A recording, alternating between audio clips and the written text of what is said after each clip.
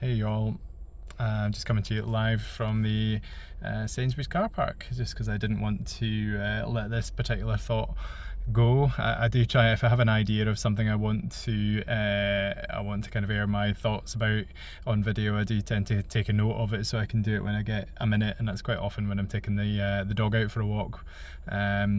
But I think I was thinking about this as I was walking around the shops before, and I thought I would just get my thoughts out of my head, which is often quite scary and quite sensible at the same time. So I was actually thinking a lot at the moment about the best way to get things done. I am really fascinated with sort of friction reducing activities. So, how can you make your life a bit smoother? How can you be more productive and efficient, essentially? So it's not necessarily, I'm not advocating for getting more work done necessarily, but if you wanted to do that, that's an option, but it's really more about getting the work that you do have done in a sort of smoother, less stressful and more efficient way. So actually you've got more time on your hands to do the things that you want to do, essentially, so you don't feel like you're always firefighting, which has been, I think most people have probably been dangerously close to that recently, where home life and work life is pretty manic. And certainly I've long since accepted that the amount of stuff that there is to do, the to-do list never gets any smaller, essentially. The done list gets bigger, but the to-do list never really gets any smaller, it just has stuff added to it. And I'm just accepting that, really. And I was just thinking about the ways that we sabotage ourselves, essentially, by not getting stuff done, and it feeds into some of the stuff I talked about in earlier videos about procrastination and advice about little things that you can do to overcome procrastination. But what I'm really getting on board with at the moment is just this thought of making action your default setting.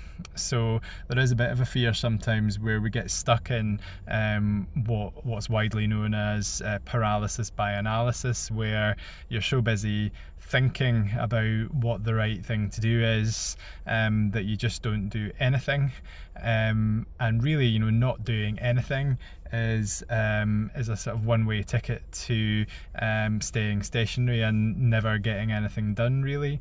So what I've been kind of resigning myself to, and my current journaling habit, which I'll talk about at a different time, is really helping with that, because one of the morning journal prompts is, what one thing do you want to get done today? And that's been really helpful, because it helps to reduce some of the overwhelm of having a lot of stuff to do, or having maybe a big task or a couple of big tasks to do. So I know that actually if I can identify one thing that I can do that day, whether it be one full action that I can complete and tick off the list, or whether it be one step towards a bigger action or a project that I'm working on, then actually that's one, even if it's a small step, it's a step forward, essentially. It's a move in the right direction.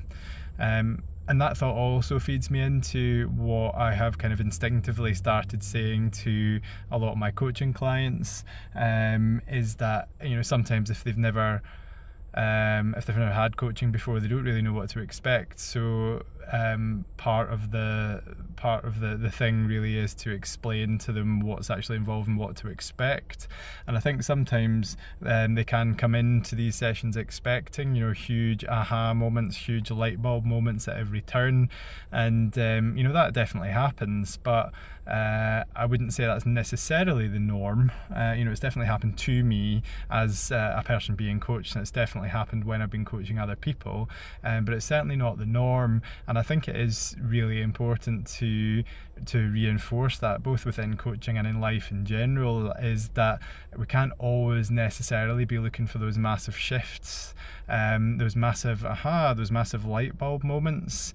What we should really be consistently looking for is those little nudges forward. We're looking for that 1% progress rather than a huge shift forward, because if you think about it, if you were to map this out on a piece of of paper, 1% every day is going to beat 20% every 6 months, if that makes sense. So, you know, one big shift forward in something every 6 months, 1% every day, you know, the 1% wins every time. And that just comes back to the importance of consistency, building good habits, breaking down bad habits, and just making action that default setting. So I think that's really my message for this, is that if you're ever stuck, feeling a bit adrift, not sure what to do with a particular big project or a difficult task, just think what the next coherent action step is for that and do it. Thank you for listening. I've just learned today that my dad watches these videos, so hello, lovely to see you. Please like the video and subscribe as well. My dad thought that you had to pay to subscribe, but you certainly do not. I will periodically circulate a little update of what videos I'm doing. Be good to get some more people watching them, get a bit more feedback, and get a bit more chat going on about personal development stuff. And I'm always happy to have any suggestions about things that you might want me to talk about. You know, if there's anything you're interested in my views on, then just get in touch with me through any of the means that are available, and let me know. And until then, I'll see you next time.